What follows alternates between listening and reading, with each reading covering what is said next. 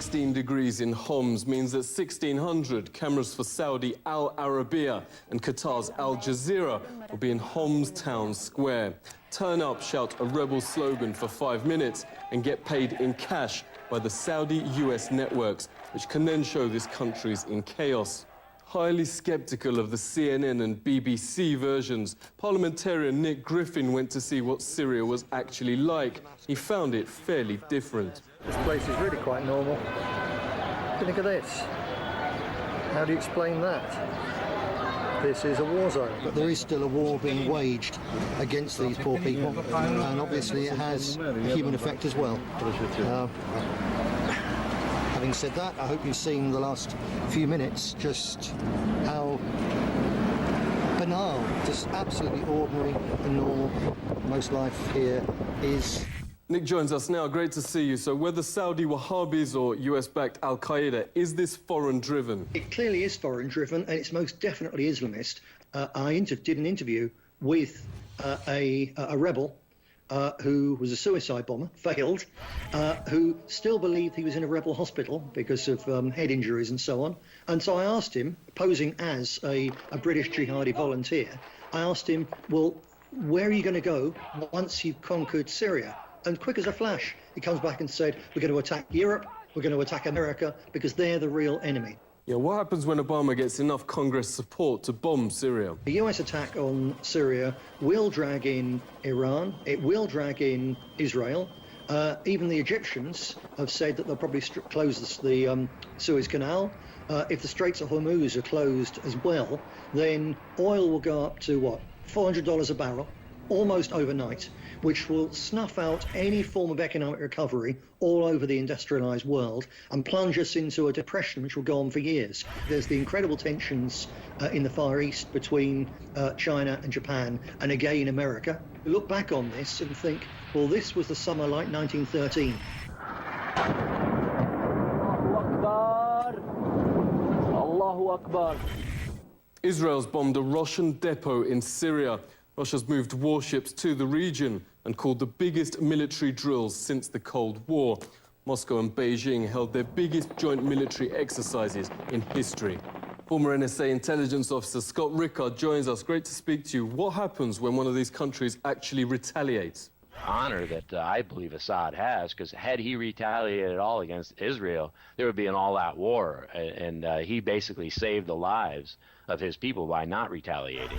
What surprised me the most this week is you had McCain say they haven't retaliated, so we can attack them anytime we want. Hi, I'm Steve. I'm Irene. I'm Lisa. My name is Tom. I'm a graphic designer, College freshman, stay-at-home mom with a full-time job, scholar on social policy, and a barista. And I'm just like you. I'm an Obama supporter. I support President Obama. But the president needs your help. Our president can't launch into another war without you. That's why we here at the Americans for Whatever Barack Obama Wants, Did You Know He's Friends with Jay-Z, have launched a Kickstarter campaign to fund World War III. And America is dead-ass broke, so our goal is to raise $1.6 trillion on behalf of the U.S. government. That's where you come in. Even a small donation would make all the difference. A $100 donation gets you a day pass to leave your local refugee camp. You'll probably end up in a refugee camp, but it'll have free Wi-Fi. Why? Because Obama. Because Obama. Senator Graham if the US won't attack Syria, a nuke will hit South Carolina's Charleston Harbor. On the very same day, a nuclear warhead without authorizing signature was transferred to South Carolina, notes investigative site StoryLeak. StoryLeak editor Anthony Gucciardi joins us. Thanks a lot for speaking to us. Nuclear war, this is another level. Senator Lindsey Graham is essentially threatening the United States, whether he got intel on this or not from another high-level source. Elements in the government are now threatening us that if we don't attack Syria, there could be a nuclear incident right after they transported the nuclear weapon. They need something crazy. The chemical attack was not enough. We're looking at a potential serious false flag event to push us into this because Obama can't slime his way into Syria.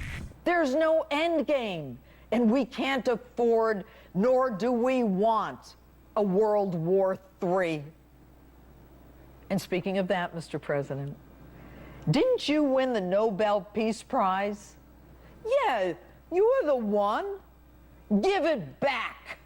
Obama previously admitted Syria isn't a threat or even strategically important for the States. Asia Times correspondent Pepe Escobar joins us. Great to speak to you. So who's actually gaining from Syria's breakup? That's very important to remind people all the time. The Israeli state does not have fixed borders. They are not delimited on a map. They can expand all over from the Sinai to near the borders of Iran one day, you know. And that's the problem. This idea of Eretz Israel, Greater Israel, is the #1 impediment. If they would sit down on a table to discuss Palestine, they will have to delimitate their borders. Finally, this is what everybody is expecting. They will not be able to annex people's territories anymore. Nothing is corroborated historically, in fact. This is let's put it this way, a wet dream. In the case of southern Lebanon, in fact, it's because of water. There's a lot of water in southern Lebanon, and Israel needs water. So we go back to, it's the water, stupid. This explains everything that happens in terms of Israel trying to annex southern Lebanon. Yeah, it's strange. We're now seeing those same dual citizenship politicians who pushed the US into Iraq disaster back on our screens. The return from the living neocons, which never disappeared. Paul Wolfowitz came back dead like he was a Michael Jackson video extra this past weekend. CNN plugging, what else? War Middle East. Nothing has changed. The false flags and all those crazy stuff happening 12 years ago in the run-up to the war in Iraq.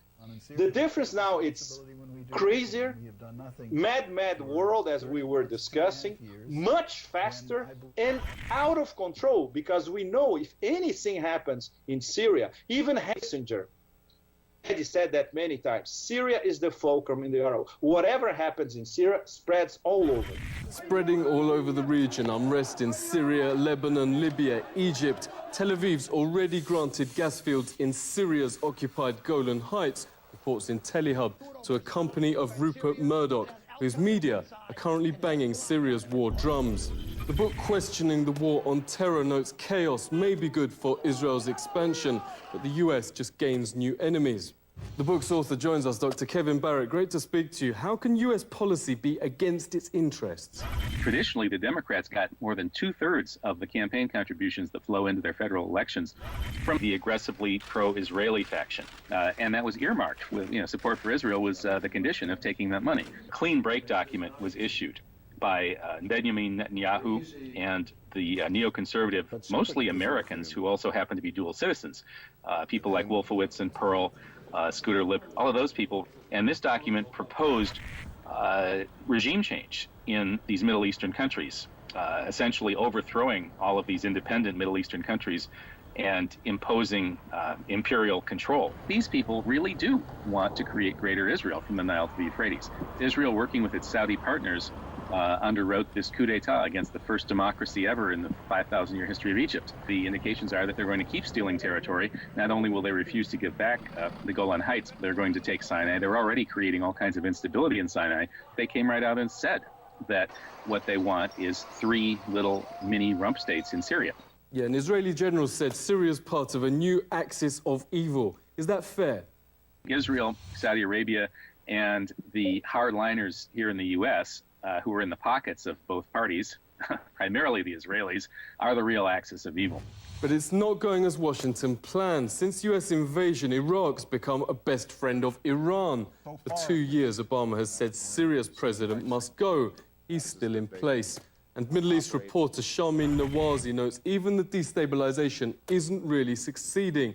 Nawazi interviewed international doctors and aid workers in Syria who say there is no deep humanitarian crisis, no real lack of food or medicine.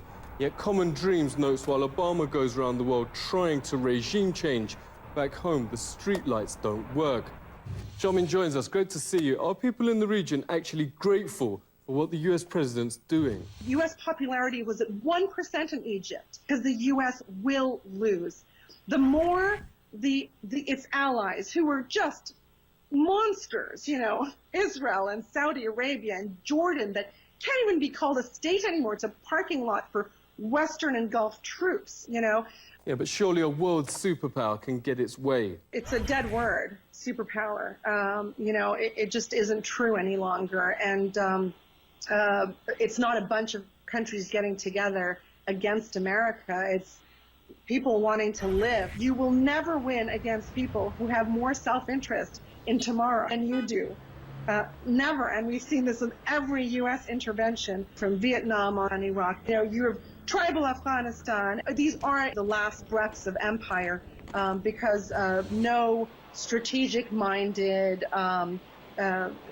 power ever reacts this way in such complex and sensitive situations otherwise. Backing the very same Salafist extremists who they were attacking in Syria and in Iraq and Afghanistan, this smacks of desperation and what I call short-termism, because they're so eager to gain a win in any way, shape, or form, and looking at military solutions as the one-size-fits-all solution for all their problems.